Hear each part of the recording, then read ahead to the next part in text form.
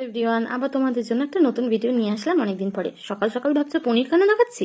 আরে দাঁড়াও দেখাচ্ছি। এই দেখো, কাজু আছে, আরো অনেক কিছু দেখতে পারবে। আজকে পনিরের একটা রেসিপি নিয়ে আসছি, সেটা হলো পনির ভর্তা। অনেকে জানি আমরা, অনেকে জানি না। প্রথমে পনিরগুলোকে এনে ধুয়ে নিয়ে এটাকে এই যে এরকম গুঁড়ো গুঁড়ো করে নিতে হবে। তারপরে এই যে দেখছো এখানে যে সব জিনিসগুলো দিয়ে এগুলো ভেজে নিতে হবে। ভেজে নেওয়ার পরে এখানে মশলা দেওয়া আছে, আদা বাটা, পেঁয়াজ, কাঁচা লঙ্কা বাটা, রসুন বাটা, শুকনো লঙ্কার গুঁড়ো, চিনি অল্প পরিমাণ মতো যাতে দেওয়া হয়। চিনি দিলে জানোই তোমরা যে ফ্লেভারটা আসে। তারপর ভালো মতো এটাকে কষাতে হবে। গোটা কিন্তু গরম মশলা দিয়েছিল মা, ঠিক আছে? ভালো মতো এটাকে কষিয়ে তারপরে দেখো লঙ্কার গুঁড়ো, কাশ্মীরি লঙ্কার গুঁড়োটা কিন্তু কালারটা ভালো আসে, তাই জন্যই দেওয়া।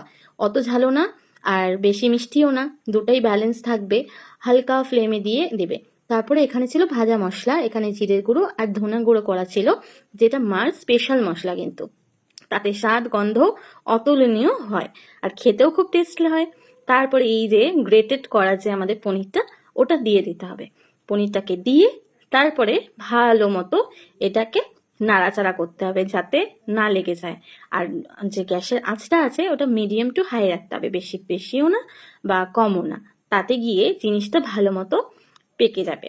তারপর ভালো মতো নাড়াচাড়া করে এটা কিছুক্ষণ রেখে এই যে এখানে ছিল কাজুগুলো যে দেখিয়েছিলাম প্রথমে, এটা বাটা ছিল, কাজুগুলোকে মা পেস্ট করে আর সাথে এখানে দুধ দিয়েছিল। তোমরা দুধটা স্কিপও করতে পারো, কিন্তু দুধটা দিলে বেশি টেস্ট হয়। তারপরে ওটার মধ্যে এই যে দুধ আর কাজু বাটা যে ছিল ওটার দুটা পেস্ট ভালো মতো দিয়ে দেওয়া হলো, ঠিক আছে? দেখতেই পাচ্ছ ভালো মতো এটাকে এখন আমাদেরকে মিশিয়ে নিতে হবে যতক্ষণ না এটা পুরোটা মিশে যাচ্ছে। এখানে জিরা ফোড়ন দেওয়া হয়েছিল, তোমরা তো দেখতেই পাচ্ছ কি কি দেওয়া হয়েছিল। ভালো মতো এসে করে তারপর লাস্টে ওই যে কাজু আর ইসের জলটা দেওয়ার পরে ওই বাটিটার মধ্যে একটু জল নিয়ে ভালো মতো নেড়ে চেড়ে নিতে হবে কিন্তু। ভালো মতো নেড়ে চেড়ে যখন জলটা একটু শুকিয়ে আসবে তখন গিয়ে ওটা নামাতে হবে। আর নামানোর আগে এটাকে ভালো মতো তোমাদের কি করতে হবে আমি বলে দিচ্ছি।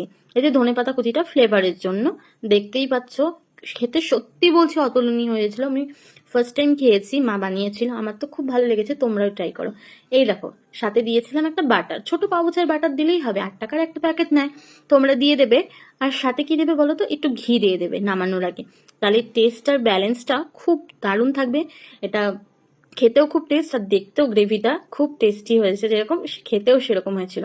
এটা দেওয়ার পর ভালো মতো ফুটতে দিতে হবে একটুখানি, বেশিক্ষণ না, অল্প সময়ের জন্য গ্যাসে হালকা আছে এটাকে ফুটিয়ে নিতে হবে। আর একটু বেশিক্ষণ লাগে না করতে। ফুটিয়ে নেওয়ার পর ভালো মতো সুন্দর করে এই যে পরিবেশন করতে হবে গরম ভাতের সাথে বা পনির সাথে।